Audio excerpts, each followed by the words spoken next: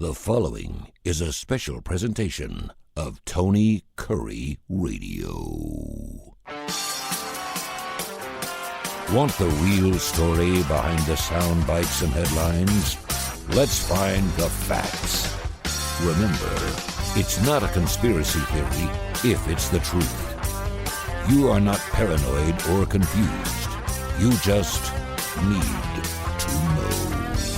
Welcome, everybody. It is time for another edition of Need to Know, and this time we're coming to you.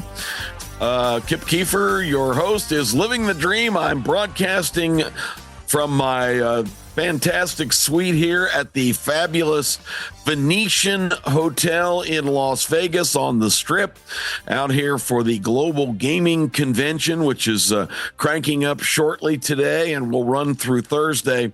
Manufacturers of gaming machines from all over the world displaying their wares in a massive convention floor, and it's a great event every year. Meet a lot of people that are in the industry, reunite with a lot of people that are here, and of course in Vegas there's always something to do. This week we've got the opening night game on Wednesday, about half mile down the Strip at the T-Mobile Arena.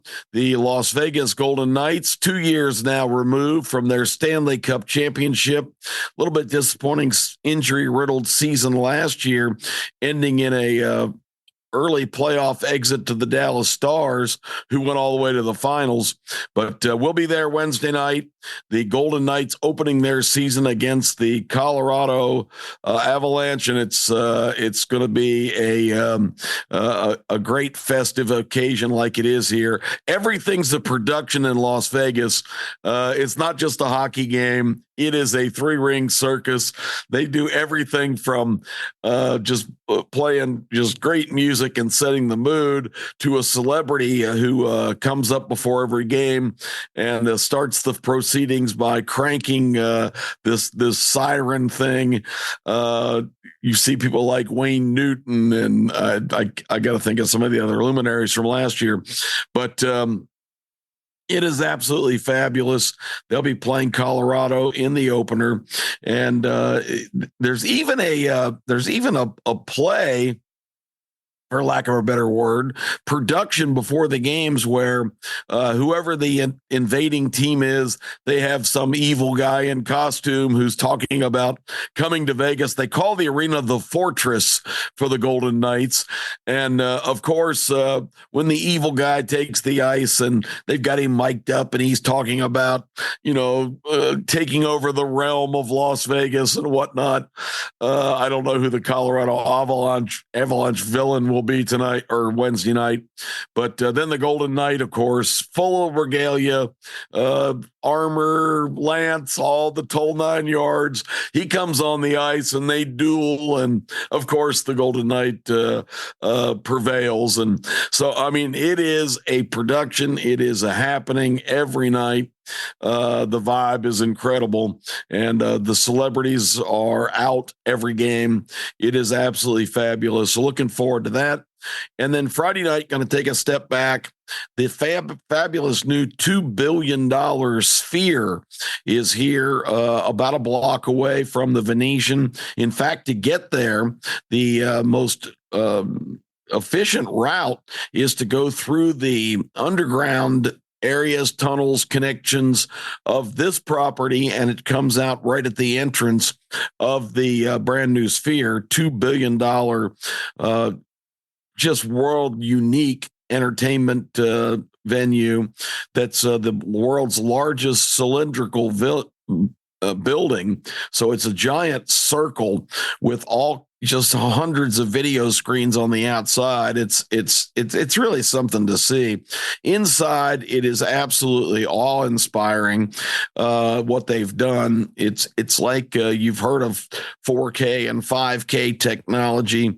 My technically versed son tells me this is 18K. The pixels of light that project everything that's happening. If you're watching they've got a couple of different movies that you can go on a normal day where there's not a big event. And that movie starts on a giant like drive-in theater type of screen. And the next thing you know, it's transcended all the way up to the ceiling above you. And remember, everything's round. So you're completely surrounded on the sides, overhead. The technology just blows me away. But you're just surrounded by all of this multi experience of visual and sound. And when in the one storm postcards from Earth, there's one scene where this ravaging storm is blowing up, and you can feel the wind on your face and your seat rumbles. I mean, the whole thing is just absolutely fantastic. Well, Friday and Saturday night here, the legendary band the Eagles will be performing at the Sphere. They've had some other concerts. U2, of course, kind of kicked this thing off last year when it first opened. We didn't go to see U2 last year, which is a show I would have seen because I've got like a lot of their music. They're not really a band that I was heavily into, but the Eagles back in the day, of course, were huge with Glenn Frey, Don Henley, and others. Anyway, the Eagles will be here Friday and Saturday night, and planning on going on Friday, and really, really looking forward to that, to see a concert in the Sphere, which I have not been able to do yet. Ironically, the only other event that I've attended at the Sphere, my son Case, of course, is the sports editor. You hear him a lot here on Tony Kurre Radio, on some of our shows, including K4 Wins, which is a very successful sports betting advice show that Kai Gregory, Tony Kurre, myself, and my son Case Keefer do here on the air. Of course, you can catch Case on the replays of the starting lineup. He's a regular on our show, but Case was covering back in the spring. The National Hockey League draft was actually held at the Sphere, which was pretty inspired thinking by the NHL to go to the most impressive entertainment venue in the world and conduct their draft. And I didn't really have a lot of expertise on Canadian junior hockey players or American college players, but it was just a really cool event to spend a little time at and watch how they projected everything. And so this will be my third chance to enter that building, but to see the Eagles is going to be very nostalgic for me. Last year, this same week, I was here to be on hand for this convention, and one of my all-time favorite performers, Jackson Brown, was having a residency for the week. Just coincidentally, wonderfully magnificent for me. And here at the Venetian, I just got on the elevator, got all dressed up for the affair, went down on the elevator, landed on the ground floor, walked about 200 yards to the Venetian Theater, and voila, there's Jackson Brown. And when the show was over, I just went to the elevator and went back to my suite. That was something that I had not experienced before and was absolutely great. Jackson Brown, now at the ripe old age of, or right young age, whatever you want to call it, of 74, still is absolutely fantastic. The reviews I've read of some of the Eagles tours lately, of course, we lost the great Glenn Frey a couple of years ago. Went in for, quote, routine surgery. But when you get a little older, nothing's routine. And tragically, Glenn Frey did not survive.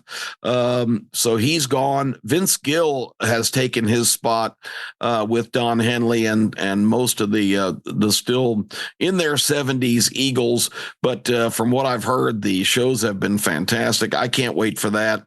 So having just a great week. I've got so much family out here. I've got my grandson. We've got, ironically, this is how the other nature of Vegas, my very best friend, who I just spent a lot of time with at the wedding in Indianapolis, Jim, is coming out for a convention, not this one, but a different one.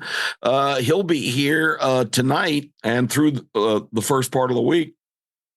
So some more time to hang out with my pal, and also the sister of the bride at the wedding I went to, is the daughters of one of my great friends who worked with me, and has been a fantastic friend again since high school. She is coming out for that same convention that Jim's having to attend. So I'm going to have basically my niece and my best friend coming in, along with of course my youngest son. So this is just a week of celebration. I'm sorry if my voice sounds a little raspy. I'm keeping up best I can, but I don't want to miss an opportunity to kind of bring you up to speed and encourage you guys, everybody listening. Life is about extraordinary moments, and you make your moments extraordinary by surrounding yourself with the people you love and care about.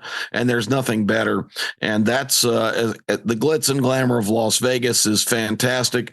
The festive atmosphere in Indianapolis was amazing, but it's the people that make the events.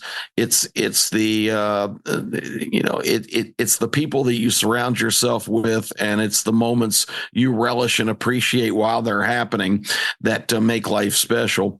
And congratulations to Mark's daughter, Kaylee, who was the bride, married an outstanding young man from Indiana. It was a wonderful wedding, and I was so honored at that ceremony to be asked by the family to do the welcoming address for people that came to the very nice reception, that the randoms went the extra mile and then 50 more to make it special for everybody. Fantastic wedding dinner. I can't imagine the tab on that, but again, you make your moments extraordinary, and that's what life's all about. But in my speech or welcome, whatever you want to call it, I got a chance to talk about my friendship with Mark and my affection and respect and appreciation for what they've done in raising two amazing daughters. And Kaylee she was a Division I athlete at Southern Miss. She was a golfer. Just the greatest, most loving, wonderful kid you could ever know, but very competitive, and I love that about her. I told the story about her and her family happening to be in Scotland for a family trip right during the British Open. They got the gallery, and the tournament, of course, ended on Sunday, all set up for the British Open. Mark got up at 3:30 in the morning, went and stood in line at the starters booth, which is the procedure if you have any intention of playing the old course at St. Andrews. The original golf course opened in the 12th century, but Mark waited in line patiently, and you have to meet the starter, talk about where you're from, why you want to play the course. It's not just first come, first serve. He decides who gets the tee times. And I love that because it's based on merit. Mark explained that his daughter was about to become a Division I scholarship player, and her dream was to play the St. Andrews course. And lo and behold, he secured a tee time on that Monday, the day after the British Open, for he and Kaylee to play. And I just think it's so extraordinary that they had that father-daughter experience. Mark, of course, again had two daughters, and Kaylee even said in her remarks, it's the second time I've heard her say it, I tried to be the best son to my dad I could be. And boy, they were inseparable and big sports pals, went to so many games and things. She's just congratulations to the groom, because he's got a good one. But I told the crowd, I said, but you know what? Kaylee was so appreciative of her dad's efforts and the amazing feat of getting them on the course that she whipped his butt by 3 strokes when they played the 18 holes of the old course. So, and I related to that. I found out later on the fire of competitiveness from Kaylee. she was an intern right out of college in Birmingham. So she actually lived at my house for a summer while she was doing that. And one day she came home from work and I was just out in the driveway shooting hoops, which I do for exercise every once in a while. Still love bouncing the ball around and working and convincing myself I'm still a great free throw shooter and shoot some jumpers. She went in the house, came back out a few minutes later in casual gear and said, "Can I play?" And I said, "Sure." So we're shooting around talking about things. And I said, "Do you want to play horse?" And, everybody knows the game of horse where you shoot, the person behind you has to repeat your shot or they get a letter. Well, I told the crowd that night that I made a long jumper to start the game, and Kaylee had to make that to avoid getting on the board. And getting on the board in horse is a bad thing. Once you spell HORSC, you miss 5 shots, you're the loser.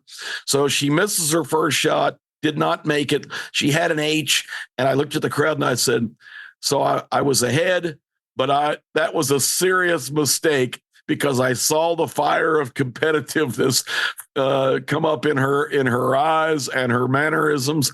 All of a sudden, it was on. And I'm telling you, this is not her expertise. She'd probably not shot a lot of basketball, but she kicked in that unbelievable competitive fire that she has and skunked me the rest of the way. She made like 6 out of 7 shots. I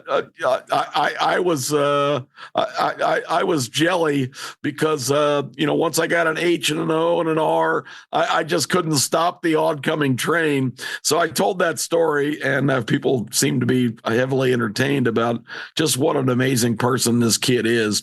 And I concluded it with one of my favorite things that I have been allowed to say or have used when speaking at weddings, including my nephew's last year, where I was actually asked to perform the ceremony, which was an incredible honor. I'd done tons of eulogies and different things, which is a sad occasion, of course, but a very sacred one, because I don't like impersonal weddings. I don't like impersonal funerals where somebody stands up that didn't even know the person that you're honoring and saying goodbye to, saying, "I've heard stories about so and so."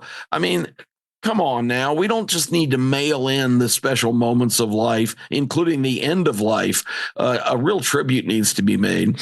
But I always say in my wedding talks, if I get the chance, one of my favorite lines, and that line is, these miracles of great unions, people coming together, have special meaning, and they do things that you would never think, like simple math. Everybody knows 1 + 1 = 2.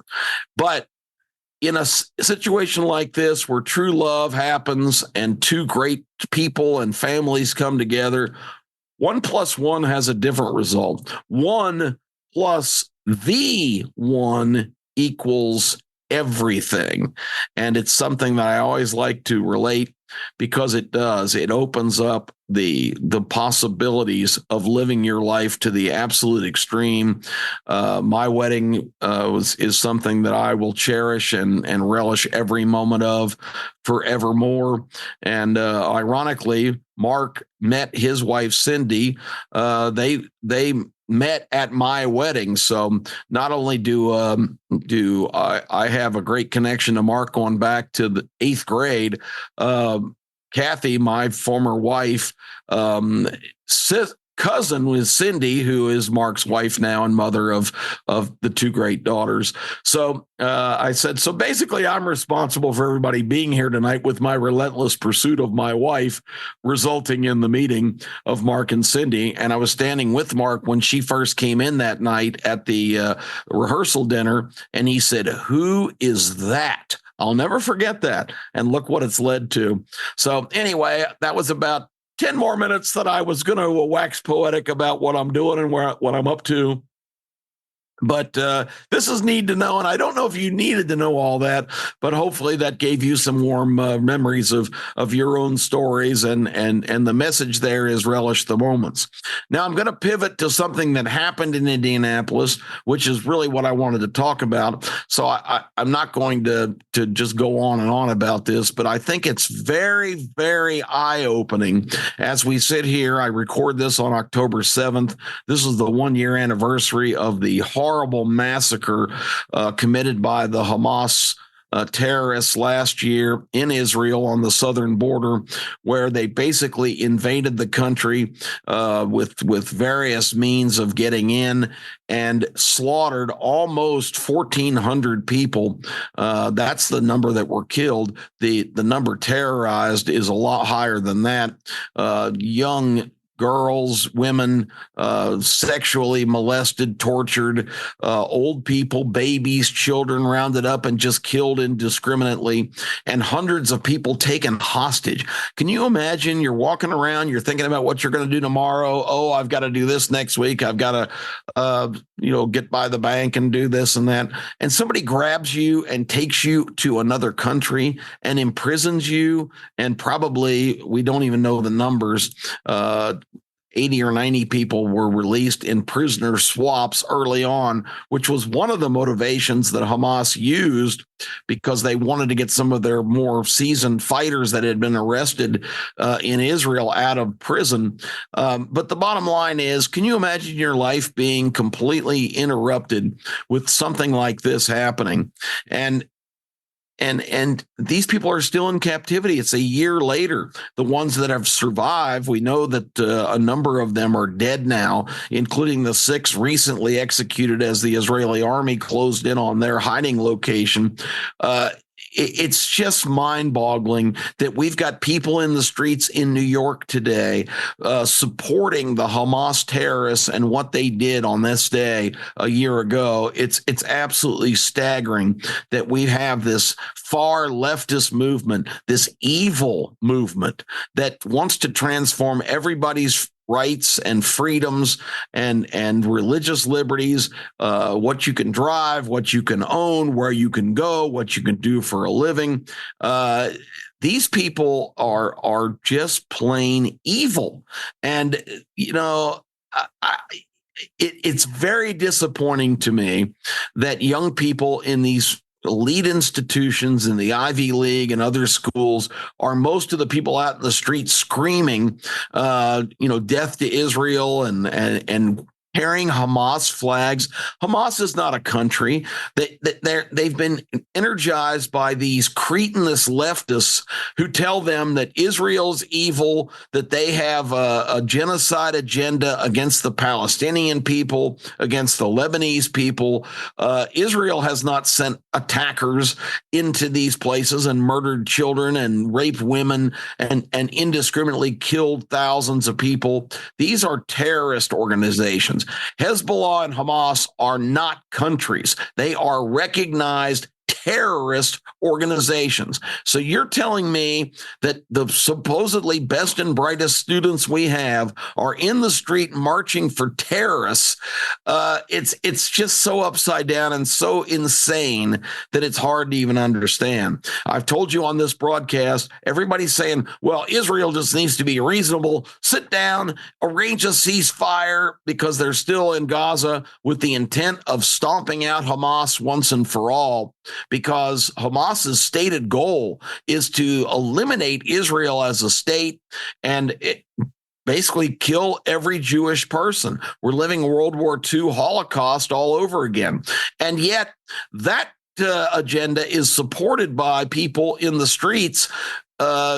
It's just beyond comprehension. So anyway, that's the anniversary today. I hope everybody will take a minute and understand that this is sheer evil, and everybody has the right for life and liberty, and choose good over evil. If we let this current administration, who is evil to the core and politicized to the core, that's using government for their own purposes, not for the best good of the American people, then we are absolutely insane and deserve whatever we get.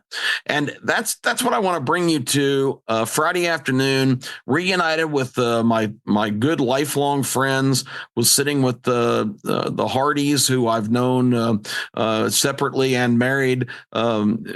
Steve has been one of my best friends, one of the best basketball players that I've ever known. He had a scholarship to Coastal Carolina. Steve could shoot it from anywhere. It's just a shame that he played right in the era just before the 3-point line, because he used to shoot where they should have counted for 4 points and make them. But Steve's a great guy, has had a great career, just wrapped it up. He was like a drafting engineer for a couple of different big companies concerns. Really a terrific guy. His wife Betty has been involved for many years with the same company and worked her way up basically from the office manager to the CEO now. They are living a great life and getting to do a lot of fantastic things. But we were having a fantastic time sitting around the lounge at the hotel at the Capitol Grill inside the hotel in Indianapolis, and basically got into kind of an animated conversation about politics and news and items. And it was started by talking about the poor folks, I mean, absolutely destitute people in Western North Carolina. You might have been reading and hearing about it. It's now more than a week removed from when the storm, Hurricane Helene, hit the Florida Panhandle, and it gathered enough momentum coming ashore that it roared through the southeast up through Georgia and South Carolina. And the hardest hit place is Western North Carolina. Now, this is not a hurricane that hit on the shores of the Atlantic in North Carolina or near any of their beaches or South Carolina coastal areas. This came up through the landfall and had enough momentum and enough moisture in it to pour down biblical amounts of rainfall, so much that it basically washed mountainsides away. They had torrential rains the couple weeks before. The ground was already saturated, and now you've just got tons of water just being pounded on the land below. There's enough wind force still where trees were just giving way. My good friend Joe Lippum in Augusta, Georgia, had a giant tree fall and cut his house basically in half. I mean, it's just unthinkable what happened. And I heard one of the pundits this week say something, and I just related this in my conversation with Steve and Betty Ann at the restaurant as we sat there enjoying some cold drinks before the evening festivities. And I said, I heard one of the pundits on TV say, well, these people, are in terrible despair, but they just were not prepared at all for this situation. How do you prepare for a hurricane that's hitting in the Florida Panhandle, nearest to Tallahassee and the edge of the top corner of southwestern Georgia, if you're living in Asheville, North Carolina? That storm is somebody else's problem. You don't prepare for that. You don't know that this thing is going to just be the perfect storm in terms of once in a century or in 2 centuries even, going to be able to have enough strength and enough momentum still by the time it gets to you hundreds of miles away, landfall. A hurricane weakens right away, but it's the excessive rainfall that has caused all the trouble, all the mudslides, all the flooding, and it has left this area absolutely devastated.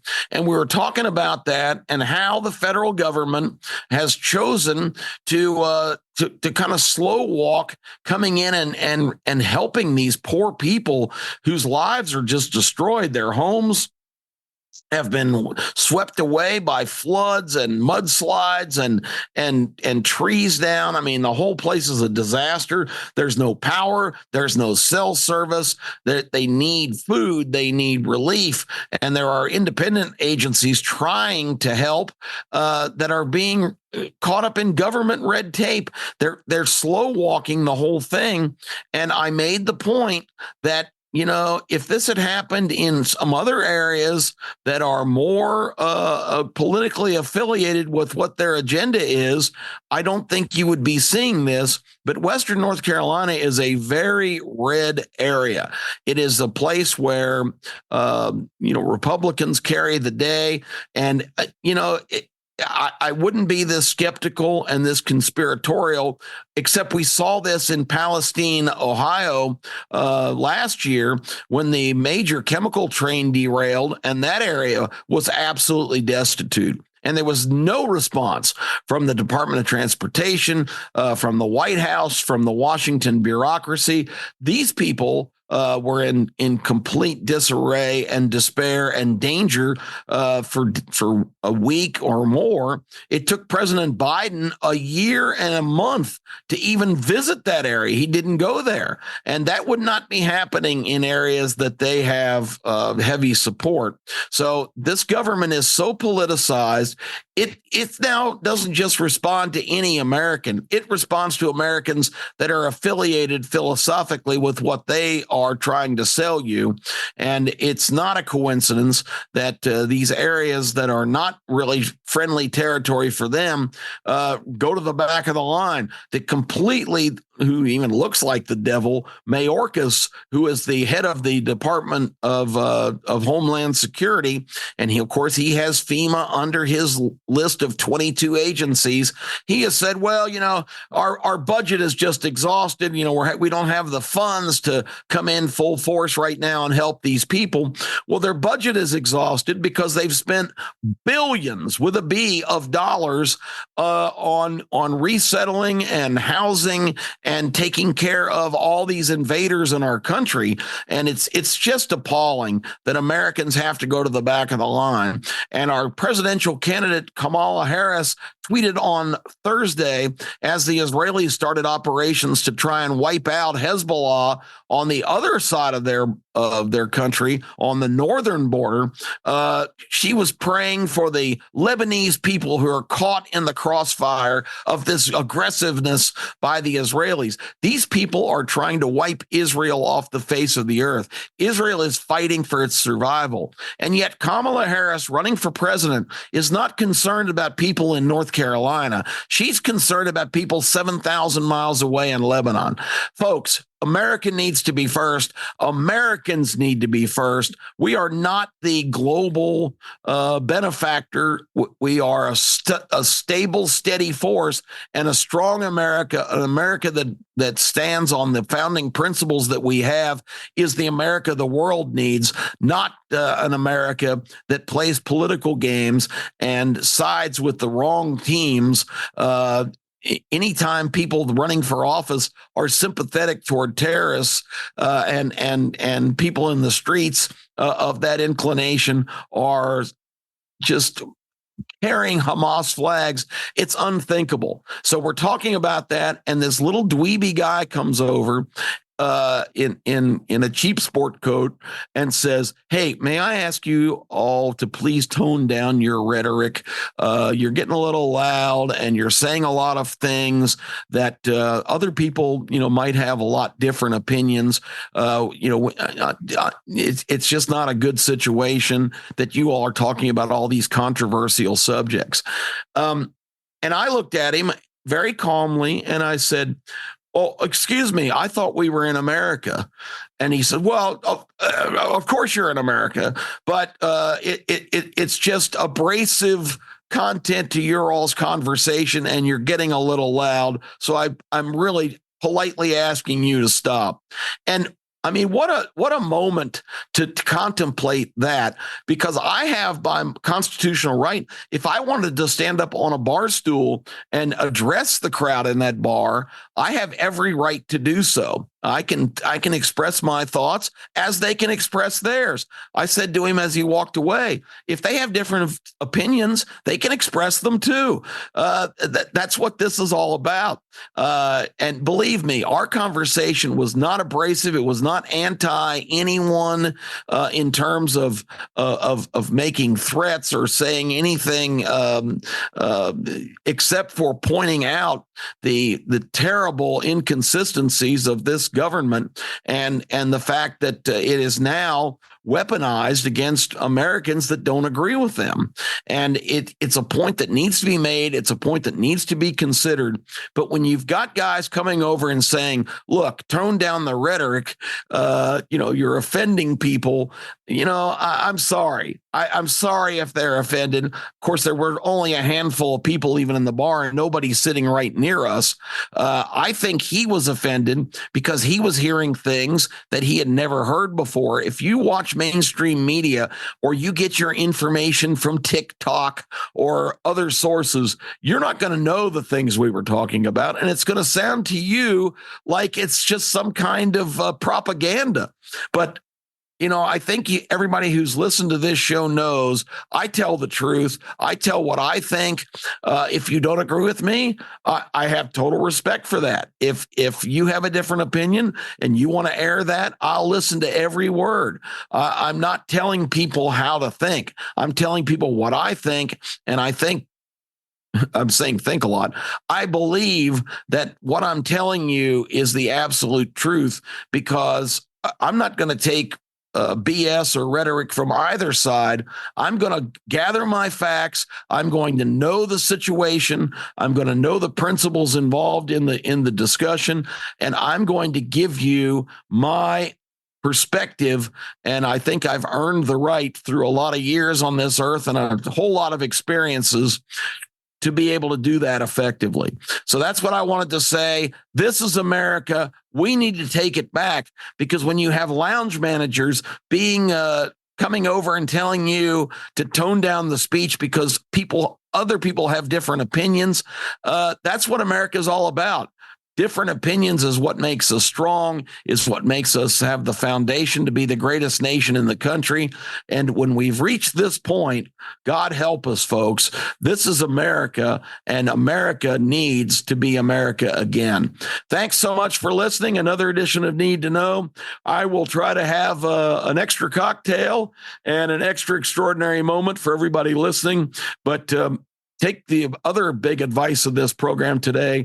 Make the most of the moments that you have and make as many of those extraordinary as possible, because you'll find out later on in life, so many of the moments that you think are just routine, those are the moments that become extraordinary. I'm Kip Keefer. Always a pleasure to be with you here on TKR. Thanks to Tony Kurre and David Sears for making all of this possible. David does all the great technical work. Tony, of course, the wizard at the controls behind the curtain of everything TKR. Don't miss all of our other great programs this week, including Keefer and Kurre and the starting lineup, which is our great football program on Saturday mornings. I'll be doing my part of the starting lineup this week from Las Vegas Boulevard. I can't wait. We will see you later in the week on some of our other shows. Thank you so much for listening to Need to Know. This has been a special presentation of Tony Kurre Radio.